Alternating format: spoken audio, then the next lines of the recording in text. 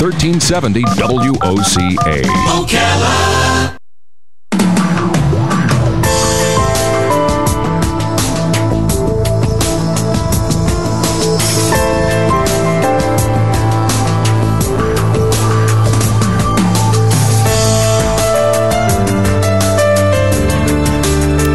All right, 5 minutes after 11 o'clock. Thank you for tuning in this morning. Interesting topic that we're about to talk about, and it's something I've often wondered about with myself. I'm really reluctant to allow myself to get close to people. Unless it's some, and I don't know. I mean, I'm so close to you, Robin. It's like kind of weird. How did that happen? Mm-hmm. Yeah. Well, it's you know what? In my case, I think if I'm going to analyze myself, it's more you than me. I'm close to you because you were so good with me. You know what I mean? Mm-hmm. And I have a hard time, and you know this about me. You know, I'm just one of those guys that I'd rather be alone or something like that. But I do love being with people. I remember when. I was going through a divorce. I guess I'll just tell you, and it's a long time ago, so I'm not trying to get anybody to feel sorry for me. Mm-hmm. I mean, it was 1990, just to give you an idea. Yep. But I remember when it first happened, I really thought I would just sit home alone and just deal with it. And then people came over, my family came over, you came over, and it was like, well, I didn't really want this, but it really did help in some way. Anyway, Dr. Amy Banks is on the phone. She specializes in psychopharmacology. Wow, that's a big word. Yeah, that is. And therapy for people who suffer from chronic disconnection. Mm-hmm. Oh, I hope I'm not that. She's the director of advanced training at the Jean Baker Miller Training Institute at the Wellesley Centers for Women, and her book is what we're going to focus on. It's called 4 Ways to Click. Rewire your brain for stronger, more rewarding relationships. Dr. Amy Banks. Good morning, doctor. Good morning. Good to be here. Yeah, where are you right now? So sorry about your divorce. I am in the middle of a snowstorm in Lexington, Massachusetts. Oh, yeah, you're getting it bad. Or good. We are. I mean, yeah, right, exactly, whichever way you look at it. Well, from our perspective in Florida, I know everybody doesn't like me to say this, but I kind of wish I was in the snow. Is the grass greener or the snow whiter?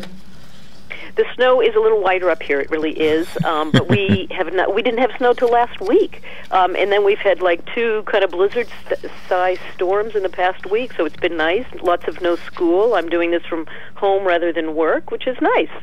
Yeah. So let's see, what is, or describe somebody who is chronically disconnected. Somebody that's chronically disconnected. So, they come in a lot of shapes and sizes. Okay, I mean, I'm thinking, Larry, what you just described in terms of your divorce, and the fact that it's kind of surprising to you that you grew close with Robin because you're not sort of that guy. I mean, I think you're somebody that sort of fits the typical pattern of being chronically disconnected, doesn't necessarily reach out when you're in pain. Sort of my guess is probably on some level kind of understand that you should be sort of a grown-up will kind of do it on his own, right? That's sort of the ultimate. Sure, but would that be chronically disconnected? It can be. I mean, I think that's part of the point that I make in the book is that we actually have a society where we teach people to be chronically disconnected. Oh, right? okay. We tell them, if you think about it, the essence of the book is that the way our culture tells us that we're supposed to separate and individuate, and we're very focused on keeping firm boundaries, that all of those things actually go against what our physiology is telling us to do, because we're actually hardwired to connect. So, so being somebody that doesn't turn to relationships can be somebody that is chronically disconnected. I see a lot of people in my practice who have, really been devastated by relationships, traumatic relationships, domestic violence, that sort of thing. And those folks are just scared to death of people, right? Because their body has sort of been programmed. That's understandable. Yeah. So let's to create an example so that I can ask my question. Think about the TV show Friends. It's what, 3 guys and 3 girls? Yes. Okay. Mm-hmm. If I was in that group, if they would, I would have. See, I would have had a hard time not falling in love with if I was in love with one of the women, I'd have a hard time not falling in love with the other two. It'd be weird for me because it's hard for me. Oh gosh, I'm not trying to be on your couch, by the way. Here, Yeah. I'm just Exactly. It's just, but I think a lot of men and women, if it's a hard thing to feel close to a woman if you're a man without falling in love. So I would ask back to you, when you say falling in love, do you mean like really falling in love in that, I want to spend the rest of my life with you, or are you talking about I'm really attracted to you? Yeah, I'm not sure. To be honest, Those are good points. It's like easier to hang out with somebody and know that they're off limits. That's easier for me. It's easier. Yeah. Whether it's because of me or because of them. So you have kind of put yourself on my couch. So let me say this. What I would say is that I think this comfy. is... Yeah, it's comfy. I think this is a typical pattern that a lot of guys get into, right? Which is, I think that we do... we have a hard time socializing our little boys and men to actually kind of be in touch with a full range of feelings and to be able to kind of really get the nuances that you need to interact in a number of different kinds of relationships, right? Because, so it's either, I'm in love, or I'm in work, or I'm in competition, and sort of those are the categories you get. But the truth is, we're interacting in relationships in a very nuanced way every single day of the week in almost everything we do, right? And so learning those sort of more subtle skills, what is needed in this environment versus this environment. What would it be like to be friends with a girl or a woman and not have to go to bed with her, for instance, right? I mean, well, I know what that's like. I have plenty of that. I don't know what I'm really saying. I'm just trying to understand what chronically disconnected might mean. Do you think we're chronically disconnected now more so than in the past? Because let me say that. I mean, I actually do talk about disorders of disconnection in my book, and one of the things that I think really does happen to us, again, as a culture, and you see it individually, is that because we tell people they should be standing on their own 2 feet, we undermine their neurological ability and their pathways for connection. One of those ends up being sort of this reward system that everybody has, the dopamine reward system, which makes you feel good in relationships and happy, and it certainly is that when you fall in love, it's that kind of just amazing euphoric feeling. That's really from the chemical dopamine in this particular pathway.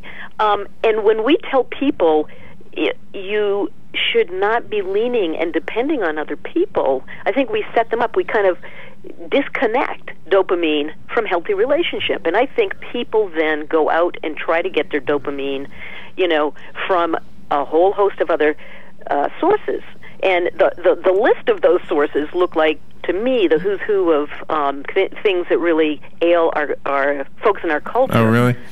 Overeating, consumerism, going shopping, drinking, drugs, alcohol, all of those things, I think, take the place of a healthy relationship. The book is called 4 Ways to Click, and the word click hit me because Robin and I are both musicians, and when we play with other musicians, you either click with them or you don't. And in that, and here's an observation. I don't know if it's odd, but it's an observation. Is that when we click musically with another musician, then we also click in other areas too. All of a sudden, we become like buds, even though somebody who doesn't play music doesn't have that. We don't have that with that other person.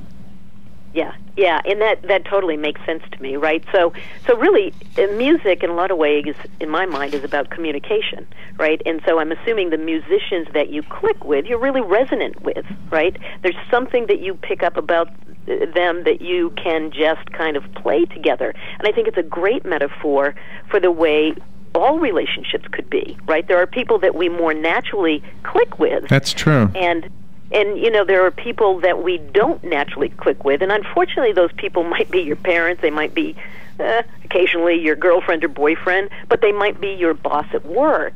And one of the things that's so important for folks is then to learn how can I improve my ability to click. Oh, I love that. Wide swatch of people. So the book will help us. It says four ways. So we have a commercial break, but a real quick story. I knew a guy who was in love with this beautiful, beautiful girl. You could have said she was a supermodel. When they broke up, he was heartbroken. And I said to him, you know what the problem is? If she had been a guy, you would have never been with her. You got to find a girl that would be a friend even if she was a guy. Mm-hmm. And then he married this woman that fit that exact description, and a couple of years later he said to me, you were right.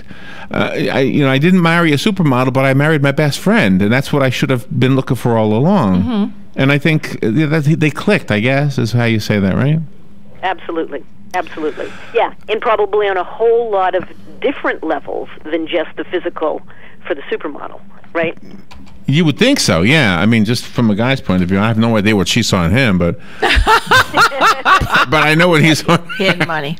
He had money, yeah. He wasn't also a supermodel? No, but he had a few dollars. So, how does that happen, right? I don't know. I see it all the time, though. How did that happen? Dr. Amy, exactly, don't you? Dr. Amy Banks up in Massachusetts where it's snowing. So we'll come back. When we come back, I'm going to make sure we talk about the book in a more fair way, because we kind of just been picking your brain unfairly from your couch. Four ways to click, rewire your brain for stronger, more rewarding relationships by Dr. Amy Banks. When we return, this is WOCA Ocala. The weather is brought to you by myfwc.com. Safe boating is no accident. Cloudy and breezy with a couple of showers this afternoon. High 74 to 79. Clear and chilly tonight. Low 40 to 53. Sunny much of the time tomorrow. Cooler. High 65 to 72. Cloudy tomorrow night with a low 50 to 58. Wednesday, cloudy with a shower, a thunderstorm, and a high 72 to 76. From the Florida Weather Center, I'm Steve Williams.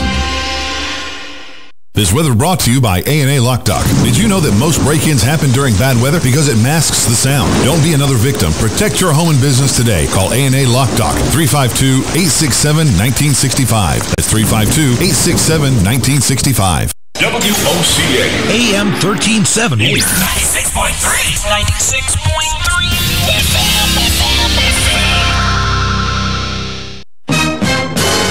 On this episode of What Not to Do, brought to you by Mike Scott Plumbing. If water runs through it, we do it. The fire department? Why is the fire department coming up our driveway? Don't look at me. He's your cousin. Haha, Mr. Funny Man. What did you do now? Well, we were attempting to repair the water heater, but somebody forgot to turn off the breaker. Well, why is there water everywhere? Apparently, the main water shutoff didn't exactly get shut off. Okay, at what point did you realize you're not a plumber and you need to call Mike Scott Plumbing? Right about the time we had the flood and the fire all at the same time. And when should you have called the professionals at Mike Scott Plumbing? That's what I thought. Does water run through it? Then they do it, not you. And don't give me the weekend excuse. You know they don't charge extra for nights, weekends, or holidays. Do you need the number? No, I got it. 237-2888. Again. 237-2888. Why'd you call Cousin Sean anyway? You know he can't even fix his own lunch. On next week's episode of What Not to Do. Oh, come on, a monster truck? Legally Yours, brought to you by Fuller & Fuller Attorneys at Law. On the air every Wednesday morning at 10:30 a.m. with John Fuller, a board-certified civil trial lawyer for over 25 years. John welcomes your questions, from business to complex family matters to legal disputes. So tune in every Wednesday morning at 10:30 a.m. for Legally Yours with John Fuller, right here on WOCA 1370 AM and 96.3 FM, The Source. All right, 19 minutes after 11 o'clock. Our guest is Dr. Amy Banks. Her book is called 4 Ways to Click, Rewire Your Brain for Stronger, More Rewarding Relationships. Dr. Banks is specializes in psychopharmacology and therapy for people who suffer from chronic disconnection, and that's sort of kind of part of, I guess, what this book is about. Do you know during the break, real quickly, I want to tell you, Doctor, what I was thinking about was I years ago worked for the Juvenile Detention Center, and when a kid was arrested and then found guilty, the state of Florida anyway, I guess this is probably across the country, rather than punish them, with some exception, they're put into these rehabilitative programs. One of the rehabilitative programs was, believe it or not, like a camping and canoeing trip. And and most people who heard about it thought, that's crazy. Why would you reward a kid who broke the law with a camping and canoeing trip?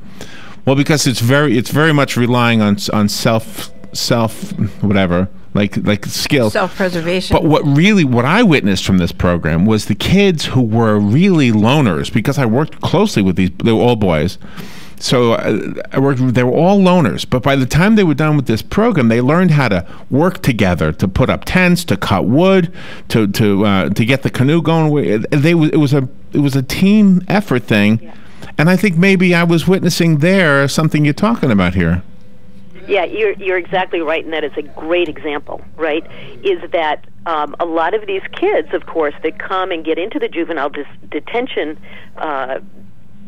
services actually are kids that have grown up in, whether it's severe poverty, some sort of level of deprivation, and in fact, those are kids that are usually suffering from extreme disconnection, right? I think so, yeah. And they get in trouble, and they're getting in trouble to help stimulate their dopamine and get themselves going, and probably, the old get themselves some attention. And so they come in as loners. They come in, they'll look like loners. They probably are scared and don't trust anybody. And what those programs, that's the brilliance, I think, of these rehabilitation programs, is what they do is they use the strategies of brain change and relationship, right, to rewire these children's brains to be back in society and to be cooperating in relationships and really to be, to realize the value of teamwork. And that's, what I want people to know is that that's happening literally neurologically. This isn't, people for so long have just thought of this as behavioral control, right? Control your behavior, but the behavior starts with how you're wired neurologically. And maybe that's why we look back with fondness to our school days, our college days, our days in the military, any situation we've been in where we were forced to be social. Yeah, and really bond, right, and count on one another. And I think part of what's confusing for people is that on the one hand, there's all these structures. We're human beings, so all of these structures are set up for us to interact, right? But at the same time, we really are also getting the message that we should be very independent and stand on our own, right? I mean, I think people are really confused about which is it, right? Are we, if we turn to friends, are we too needy? But then you're able to quite readily, even in your disconnected state, Larry, right? You can quite readily come up with all of these different scenarios where people actually are connecting. Yeah, absolutely. So in the book, can you give us a thumbnail sketch of what the 4 ways are? Yeah, so the 4 ways actually that I talk about in the book actually refer to 4 key neural pathways for connection. I've mentioned one, which is that sort of, it's actually called the smart vagus, and it's the pathway that gets built in safe relationships so that when you're out in safe relationships, literally, and you're smiling and your eyebrows go up and you're hearing a little more acutely, it feeds into your stress response system and tells it to settle down, right? So that's one. There's another pathway. We call that the calm pathway. And the care package, which is featured in the book, is a takeoff on these 4 pathways. C is for calm. A is for a sense of accepted. And what research is now showing is that there's an area of the brain called the dorsal anterior cingulate, for any neuroscientists out there, that actually activates, it's like a red-hot alarm system when we're socially excluded. Okay? So it causes enormous stress when we're socially excluded and pain, and it's the exact same pathway that lights up when we're in physical pain. And that's huge, right? Being socially excluded or left out of the group it causes the same response in the human body as being sick or hurt. Really? Right? Yeah, isn't that fascinating? Yeah, it is, and everybody can relate to that. Everybody has had that. Everybody's not always accepted.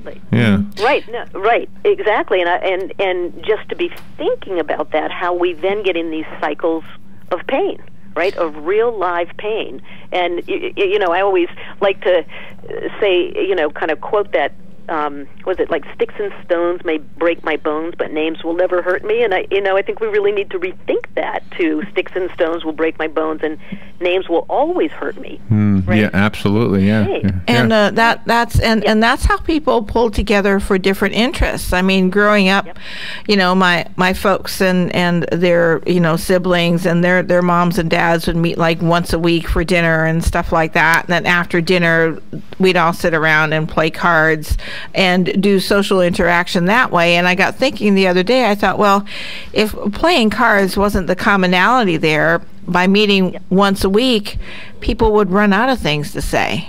And Larry, you pointed that out to me too. You got to have something to do with other people, and you just can't sit around, or else nobody's going to have anything to say to each other. Right, unless you sit around with a bunch of therapists, then you'd be shocked. on and on. Or talk show hosts. Or talk show hosts, exactly. Right. Yeah. So it depends on the group, right? Yeah. Yeah. You have to have those interests. But that is interesting, isn't it? That we have to have something else, like a. Yeah, we have. Right, that we need to interact around. The other research that I really focus on the book, and the third, way to click is through the resonance system, or they call the mirror system, and this is again just fascinating. So imagine that you're interacting with somebody. Literally, how you understand them is by an internal mimicking in your own brain. So, like, when somebody's reaching for something in your brain, you're reaching for it as well. That's called the mirroring system. So you have an innate feeling or ability to literally just know what they're doing and saying. So this mirroring system, and of course, the more you mirror people, the stronger those pathways get, and the more accurate you are in being able to read them, right? Mm-hmm. Does that make sense? I mean, it's really the way we know other people. Empathy, for instance, is a good example of this. We feel what other people feel. Literally, the same areas in our brain and body are activated. It's interesting. It's kind of like when you know a married couple and you know one of them, and then you meet the spouse and they talk the same, they got the same facial expressions, and you say, "Are you related or married?" Right. Yes, exactly. That's exactly what happens, right? So you use those pathways, you're mimicking them internally over and over again, and that absolutely happens, right? Happens with your dog too, right? You start looking like. Oh, I know. I know. I have a dog, and I've been scratching lately. Yeah. Your book also benefits people that have been together for a long period of time. Sometimes people just split ways; they go separate ways because they have all of a sudden developed different interests. Yep. Yeah, no, I think that's true, and I think that's not uncommon. Is that people, it's hard to really grow together. People grow in fits and starts, and one of the things that I'm hoping the book will really help people that are in long-term relationships do is I really talk about rekindling that dopamine reward system that I talked about earlier in the interview, but that gives you a sort of nice, healthy hit of hit of dopamine, and that good feeling that you have in relationship that most people have when they start out, right? But then it sort of dissipates and they start attaching their little dopamine system to other fun things outside the relationship. And with just a little bit of refocus, it doesn't have to be like this major overhaul or even major couples therapy. You really can kind of begin to turn back toward one another and rekindle that. And I really give some, concrete exercises and examples in the book of how you can do that. Because I think that's one place, when people grow apart and begin to feel alone in their relationships, it's even lonelier, right?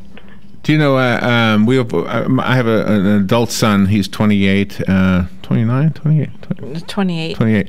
And he's going to be 29. And you have two adults. And I know we have less than a minute left, but I wanted to tell you that, and this probably happens for everybody, when your children are children, they're your whole world. And my son is still my whole world. But I mean, he went through like the 17, 8-year-old and 18-year-old, and it was like, gosh, I felt like he didn't want me around. Mm-hmm. Now it's back to him wanting me around again. And maybe this book would have helped me in that 2-year period. Yeah, it would have. And in fact, I've got 16-year-old twins. I'm in the throes of that, right? Oh, no. And it does. And part of what I'm doing, they certainly need their space to come into their own, and they're focusing on other relationships apart from me. And at this point, I could be just, home alone, or I could use this time to try to connect with some of my own friends. Really say, okay, this is where they are. The relationship hasn't ended by any stretch, but it's shifting and changing, right. And we'll come together on the other side, right? Exactly, and that is the real practical use. I probably should have brought that up in the beginning instead of my couch time with you. Although I don't mind couch time. That was good. Four ways to click. Dr. Amy Banks, how do we get the book? The book, you can get it if you Google 4 Ways to Click online. You can buy it through Amazon, and it is hitting all of the bookstores this Thursday, February 5th. So easiest way probably is Amazon, but if you Google it, you're going to find it. Oh, excellent. And your website? My website, you can find me at jbmti.org. That stands for the Jean Baker Miller Training Institute.org. You'll find my a connection there to my Facebook page for the book, Twitter account, that sort of stuff. Okay, excellent. Doctor, that was a great conversation. Thank you so much for taking some time. Thanks for having me. That was really good. All right, we will take a little break, and we'll be right back. This is WOCA Ocala. Storms, road closures, flooding, airports snowed in. If you travel for work like I do, news like that can ruin your whole day. It did mine, until I discovered Citrix GoToMeeting online meeting software. With GoToMeeting, you can meet from anywhere using your computer, tablet, or smartphone. No expensive travel required. And with HD video, you simply turn on your webcam and it's just like being in the same room, which means you can stay productive no matter what the news brings. Visit GoToMeeting.